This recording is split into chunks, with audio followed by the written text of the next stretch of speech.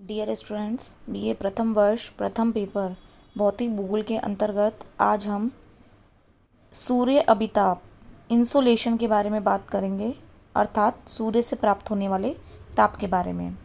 सबसे पहले हम इसके अर्थ के बारे में चर्चा करते हैं। सूर्य ताप को इंग्लिश में इंसोलेशन कहते हैं, जो कि in plus soul plus action इन 3 शब्दों से मिलकर के बना हुआ है, जिसका अर्थ होता है इनकमिंग सोलर रेडिएशन, अर्थात सूर्य से आने वाली विकिरण ऊष्मा। परिभाषा के तौर पर देखें तो सूर्य से जो विकिरण ऊर्जा की प्राप्ति पृथ्वी को होती है उसे हम सूर्य अभिताप या आतपन कहते हैं। इस संबंध में अनेक विद्वानों के द्वारा परिभाषाएं दी गई हैं। जैसा कि बायर्स ने कहा है, सूर्य अभिताप वह दर है जहां पृथ्वी की क्षेत्रीय सतह द्वारा प्रत्यक्ष विकिरण ऊष्मा प्राप्त होती है, अर्थात प्रत्यक्ष रूप से पृथ्वी की सतह पर सूर्य की जितनी ऊर्जा विकिरण ऊष्मा के रूप में पहुंचती है उसको हम सूर्य ताप कहेंगे। टिवार्था के शब्दों में लघु तरंगों के रूप में संचालित और 1,86,000 मील प्रति सेकंड की गति से भ्रमण करती हुई प्राप्त जो सौर ऊर्जा है उसको हम सौर विकिरण कहते हैं। अर्थात ये जो सौर ऊर्जा है वो हमें विकिरणों के रूप में, लघु तरंगों के रूप में प्राप्त होती है। सूर्य के ताप से संबंधित एक शब्द काफ़ी यूज़ किया जाता है, सौर स्थिरांक। कई बार प्रश्न पूछा जाता है कि सौर स्थिरांक किसे कहते हैं। तो सूर्य से जो हमें ऊर्जा प्राप्त होती है वो एक निश्चित इकाई के रूप में प्राप्त होती है।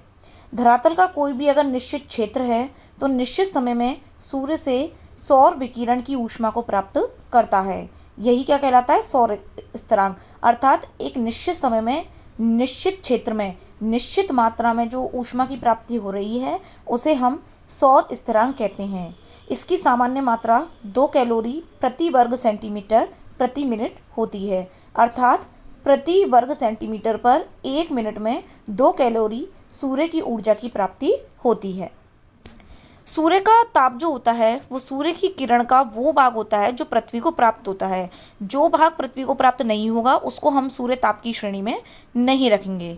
इसके अंतर्गत जैसे मैंने आपको बताया इनकमिंग सोलर रेडिएशन, यानी जो सूर्य की विकिरण ऊष्मा आ रही है।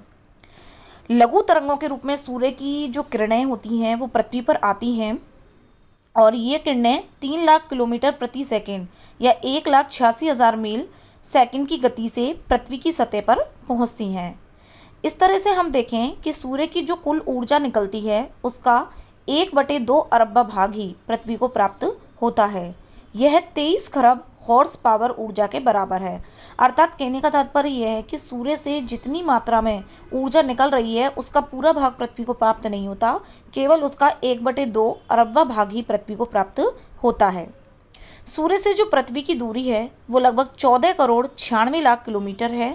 सूर्य का जो प्रकाश है वो पृथ्वी तक आने में लगभग 8 मिनट 3 सेकंड का समय लेता है। जैसा कि मैंने आपको पहले भी बताया कि सूर्य की किरणें पृथ्वी पर लघु तरंगों के रूप में प्राप्त होती हैं। इसको 1/4 सोलर रेडिएशन 1/2 कहा जाता है।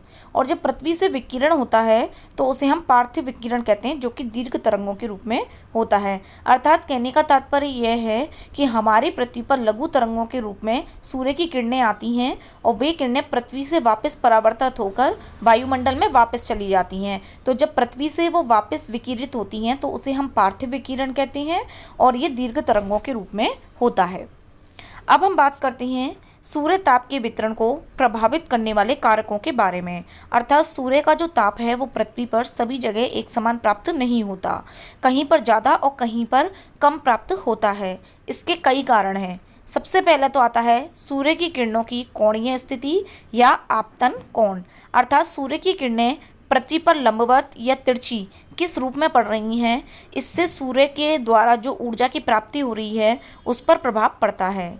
जैसा कि हम बात करें कि किसी भी क्षेत्र में अगर सूर्य की किरणें लंबवत पड़ रही हैं तो लंबवत किरणें कम स्थान को घेरेंगी और अधिक ऊर्जा प्रदान करेंगी। इसके विपरीत किरणों का तिरछापन जैसे जैसे बढ़ता जाएगा वैसे वैसे वो अधिक क्षेत्र को घेरेंगी और जो सूर्य ताप की मात्रा है वो कम हो जाएगी। इसी कारण जो भूमध्य रेखा है वहाँ पर सूर्य की जो किरणें हैं वो लंबवत पड़ती हैं, जिसके कारण वहाँ 100% सूर्य ताप की प्राप्ति होती है। सबसे ज़्यादा गर्मी भूमध्य रेखा पर ही प्राप्त होती है। और जैसे जैसे हम भूमध्य रेखा से आगे बढ़ेंगे तो जैसे 66.5 उत्तरी व दक्षिणी अक्षांश पर जो सूर्य की किरणें हैं वहाँ पर 50% सूर्य ताप की प्राप्ति होती है, क्योंकि किरणें तिरछी हो जाती हैं। भूमध्य रेखा है 0 डिग्री पर।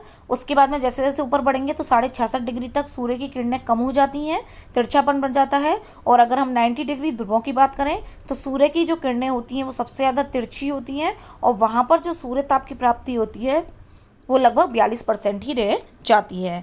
तो सबसे पहला कारक है सूर्य की किरणों का तिरछापन, क्योंकि जो लंबी किरणें होंगी, लंबवत किरणें होंगी, उन्हें छोटा मार्ग पूरा करना पड़ेगा, और जो तिरछी होंगी उनको जो है वो लंबा रास्ता तय करना पड़ेगा। दूसरा आता है दिन की लंबाई। दिन की लंबाई का भी सूर्य ताप पर प्रभाव पड़ता है। अगर दिन लंबा होगा तो सूर्य ताप की प्राप्ति अधिक होगी, इसलिए गर्मियों में सूर्य ताप की प्राप्ति अधिक होती है। इसके विपरीत दिन अगर छोटा होगा तो सूर्य ताप की प्राप्ति कम होगी, जैसा कि सर्दियों में होती है। अगर हम बात करें तो जैसे कि भूमध्य रेखा 0 डिग्री पर दिन रात जो होते हैं वो 12 घंटे के होते हैं, 66.5 डिग्री पर 24 घंटे के, और ध्रुवों पर 6 महीने दिन और 6 महीने रात होती है। दिन में जो है वो सूर्य की अवधि अधिक मात्रा में जो है वो रहती है, इसलिए सूर्य ताप भी अधिक प्राप्त होता है। 21 मार्च और 23 सितंबर को सूर्य की किरणें भूमध्य रेखा पर लंबवत पड़ती हैं, तो पृथ्वी पर सर्वत्र रात और दिन कितने घंटे के होते हैं? 12 घंटे के। 21 जून को उत्तरी गोलार्ध में सबसे बड़ा दिन होता है तथा दक्षिणी गोलार्ध में सबसे लंबी रात होती है, इसीलिए जो 21 जून है उसको सबसे गर्म दिन के रूप में, सबसे बड़े दिन के रूप में माना गया है। अगला जो कारक है वो आता है सौर कलंक। सौर कलंक का तात्पर्य होता है सूर्य की सतह पर कई काले काले धब्बे होते हैं। इन काले धब्बों की संख्या जितनी अधिक होगी, सौर विकिरण की तीव्रता उतनी अधिक होगी।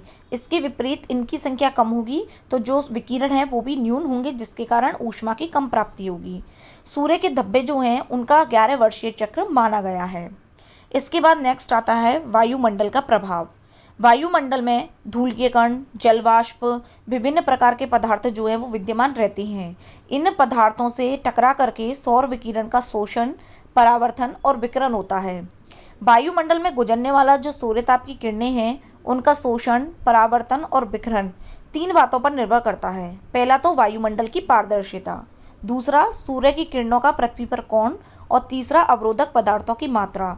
इन तीनों ही आधार पर कुछ मात्रा में सूर्य की किरणें जब सूरज से निकलती हैं, पृथ्वी पर आती हैं, तो कुछ मात्रा अवशोषित हो जाती है, कुछ वायुमंडल से वापस पुनः अंतरिक्ष में लौटा दी जाती है, और कुछ किरणें जो होती हैं वो चारों तरफ वायुमंडल में बिखर जाती हैं।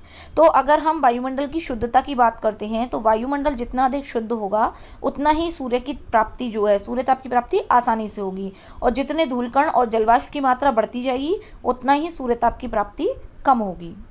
अगला आता है पृथ्वी से सूर्य की दूरी, जिस पर सूर्य का ताप निर्भर करता है। अगर हम सामान्य तौर पर बात करें तो सूर्य से पृथ्वी की दूरी है 14 करोड़ 90 लाख के बराबर। 3 जनवरी को पृथ्वी और सूर्य के बीच की दूरी कम हो जाती है, लगभग 14 करोड़ 70 लाख। तो इस स्थिति को हम उपसौर कहते हैं। ये 3 जनवरी के दिन होती है, और 4 जुलाई को सूर्य और पृथ्वी की दूरी जो है वो बढ़ जाती है, ये हो जाती है 15 करोड़ 20 लाख के करीब में। तो इसे हम कहते हैं अपसौर की स्थिति, क्योंकि सूर्य पृथ्वी जो है वो सूर्य के चारों ओर चक्कर लगा रही है और पृथ्वी अपने अक्ष पर भी घूम रही है, जिसके कारण सूर्य और पृथ्वी की जो दूरी है बीच की वो घटती बढ़ती रहती है।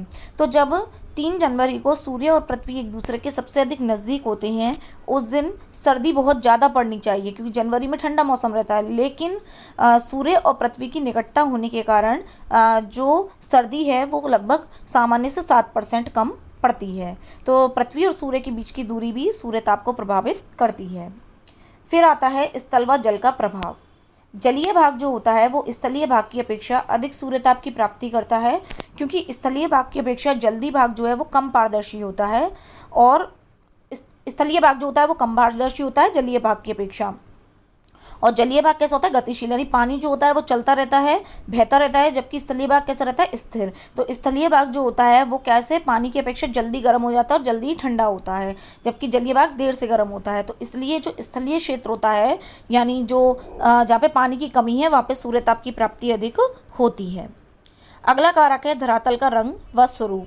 धरातल जो होता है वो अलग अलग रंग का होता है। जहाँ वनस्पति ज़्यादा होती है वहाँ हरा रंग होता है, जहाँ पर मिट्टी ज़्यादा है वहाँ का रंग भूरा होता है। तो हरे रंग में जो सूर्यताप की प्राप्ति होती है वो कम मात्रा में होती है, जबकि अगर धरातल का रंग लाल होगा तो सूर्यताप की मात्रा अधिक प्राप्त होगी। जैसा कि एक सारणी दे रखी है, इससे हम समझ सकते हैं कि जहाँ पर बर्फ है वहाँ पर जो परावर्तित विकिरण है वो 70 से 90% उनकी मात्रा रहती है।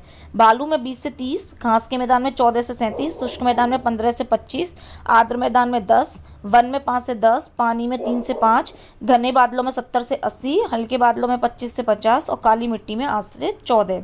तो धरातलीय स्वरूप का भी जो है वो काफ़ी हद तक प्रभाव सूर्य ताप में देखने को मिलता है।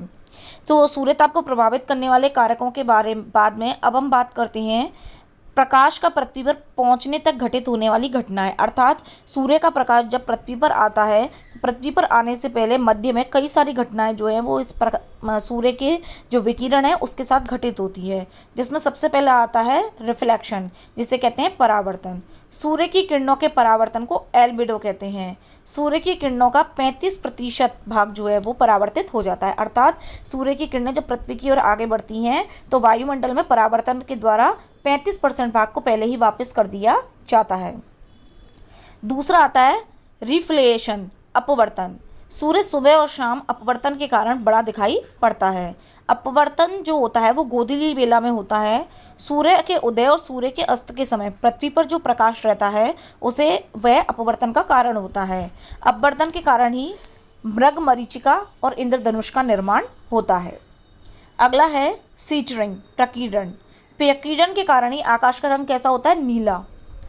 इसमें वाष्पन और संवहन दो तरह की क्रियाओं को शामिल करते हैं। लास्ट है ऑब्जर्वेशन, अवशोषण। जो कार्बन डाइऑक्साइड गैस है वो प्रकाश को अवशोषित करने वाली सबसे महत्वपूर्ण गैस है। इसे हम ग्रीन हाउस गैस भी कहते हैं। Carbon dioxide N2, chlorofluorocarbon CH4, SO2 ये सभी प्रकाश को अवशोषित करने वाली गैसों के अंतर्गत आती हैं। तो ये सभी हमारे वायुमंडल में मौजूद हैं जो कि प्रकाश का अवशोषण करती हैं। तो इस तरीके से जो सूर्यताप है उसके बारे में हमने पढ़ा, कौन कौन से कारक उसको प्रभावित करती हैं, कौन कौन सी क्रियाएं इसमें घटित होती हैं। सूर्यताप का जो टॉपिक है इसमें हम एक पृथ्वी के ऊष्मा बजट के बारे में भी पढ़ते हैं, जिसे मैं आपको अगले लेक्चर में समझाऊंगी।